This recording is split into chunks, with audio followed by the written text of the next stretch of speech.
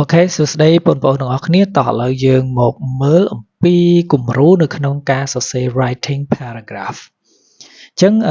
topic ដែល teacher បានដាក់ឲ្យកាលពីថ្ងៃប្រឡងគឺបងប្អូនទាំងអស់គ្នានឹងបានធ្វើអំពី holiday activities អញ្ចឹងយើងទៅមើលការណែនាំទាំងអស់គ្នា Writing a paragraph of your holiday activities at least 100 words ចឹងគេឲ្យបងប្អូនទាំងអស់គ្នាសរសេរកថាខណ្ឌអំពីសកម្មភាពនៅក្នុងថ្ងៃជប់សម្រាករបស់បងប្អូនយ៉ាងហោចណាស់100ពាក្យបងប្អូនខ្លះអាចធ្វើដល់120ពាក្យបងប្អូនខ្លះទៀតធ្វើដល់150ពាក្យអីចឹងទៅអញ្ចឹងteacherសង្កេតឃើញថាបងប្អូនទាំងអស់គ្នាអាចធ្វើវាបានច្រើនគ្រាន់តែបងប្អូនទាំងអស់គ្នាមិនបានចូលទៅក្នុងរបៀបនៅក្នុងការសរសេរ paragraph ទេ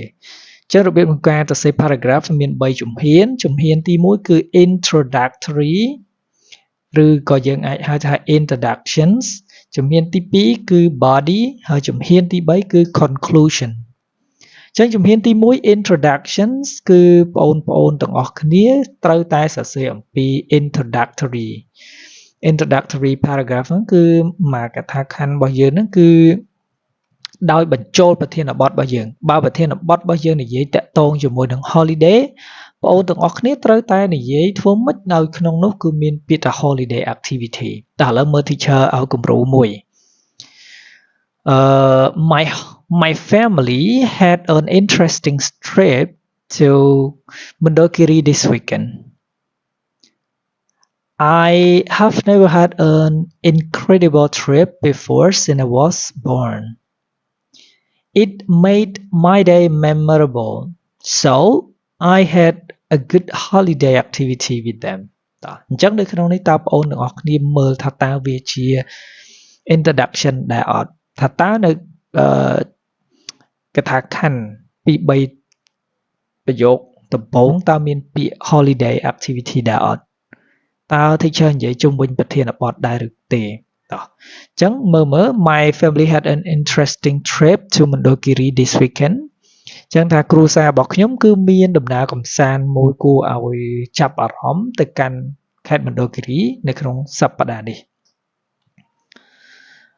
I have never had an incredible trip before since I was young ខ្ញុំមិនដែលមានពេលវេលាដំណើរកម្សាន្តដែលមិនគួរឲ្យជឿនេះទេកាលពីមុនមកតាំងតែពីខ្ញុំកើតមក It made my day memorable វាជាថ្ងៃដែលធ្វើឲ្យខ្ញុំចងចាំ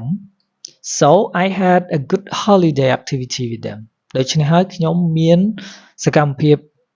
ថ្ងៃជប់សម្រាកដែលល្អមួយជាមួយនឹងពួកគាត់ចេះតោះអញ្ចឹងទី1គឺយើងឃើញពាក្យ a good holiday នៅកន្លែងនេះ good holiday activity អញ្ចឹងខាងដើមនេះគឺនិយាយជុំវិញប្រធានបទហើយថាតើ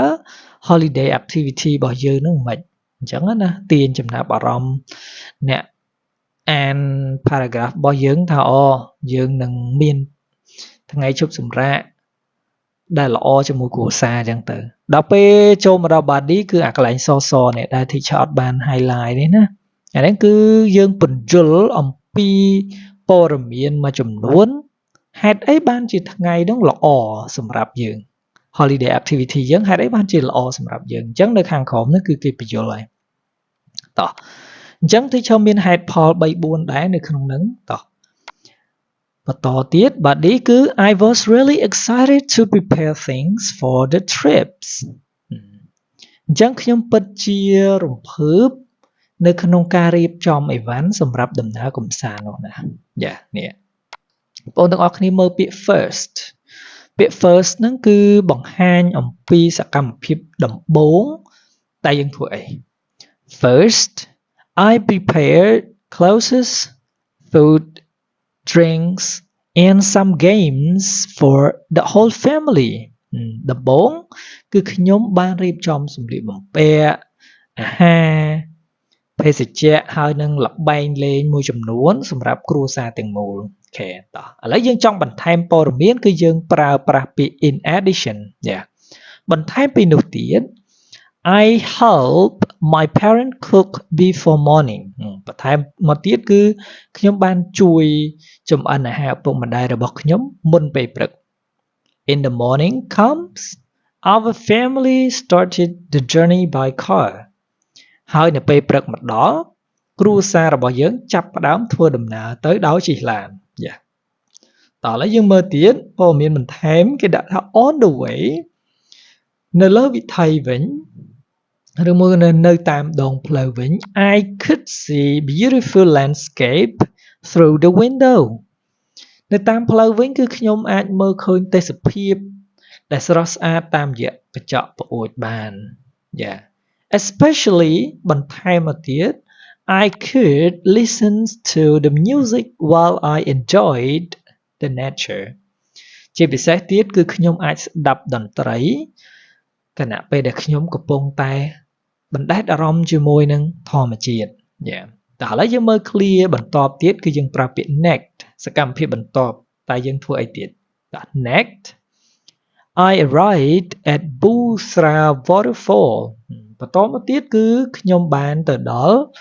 ទឹកធ្លាក់ Busra ហើយ Yeah I got off the car and helped my father carry things ខ្ញុំបានចុះពីលើឡានហើយបានជួយឪពុករបស់ខ្ញុំយួរអីវ៉ាន់ Yeah unforgettable អ្វីដែលមិនគួរឲ្យភ្លេចនោះគឺ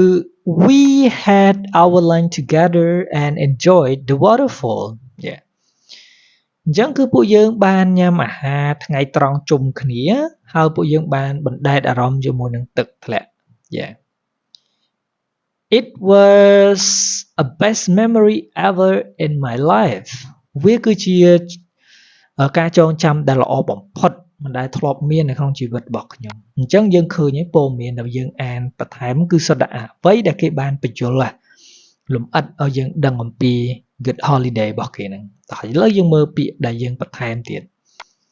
After lunch បន្ទាប់ពីញ៉ាំអាហារថ្ងៃត្រង់ហើយ we took a rest about 30 minutes យើងសម្រាកប្រហែលជា30នាទី then បន្តមកទៀត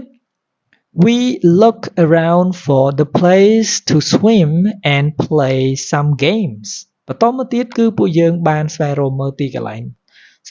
ដើម្បីហែលទឹកហើយក៏លេងហ្គេម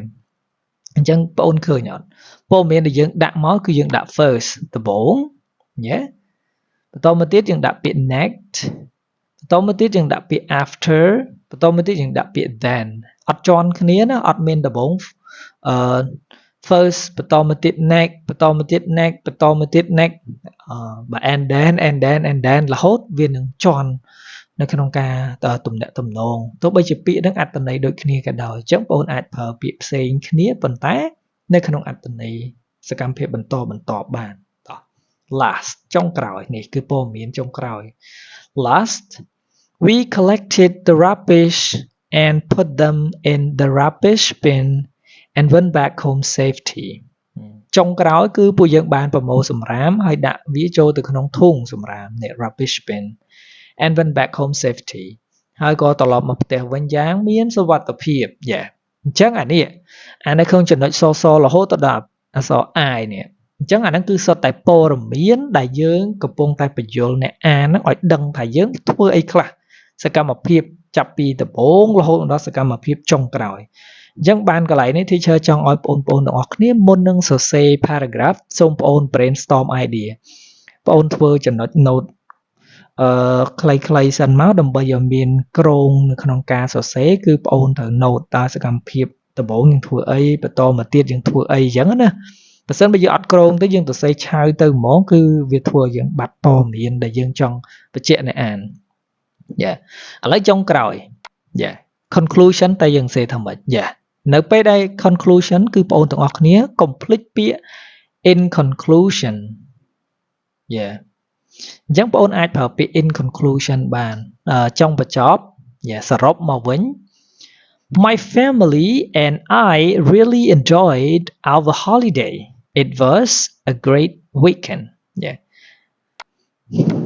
សរុបមកគ្រួសាររបស់ខ្ញុំហើយនិងខ្ញុំពិតជារីករាយជាមួយថ្ងៃឈប់សម្រាករបស់ពួកយើងមែនតើ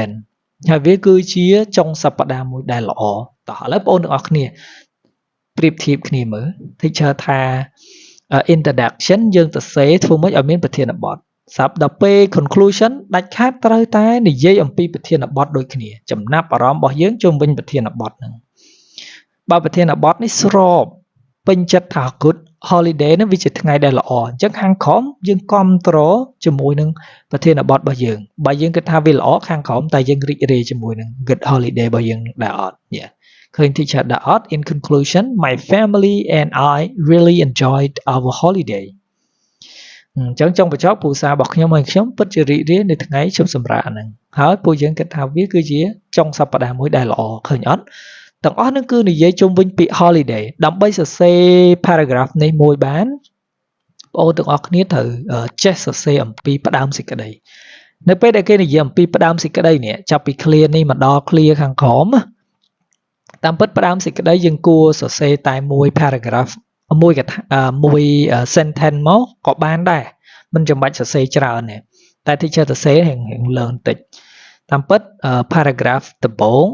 sentence ដំបូងហ្នឹងនៅក្នុង introduction យើងអាចសរសេរមួយ sentence មកប៉ុន្តែធ្វើម៉េចឲ្យនិយាយចូលជាមួយនឹងប្រធានបទ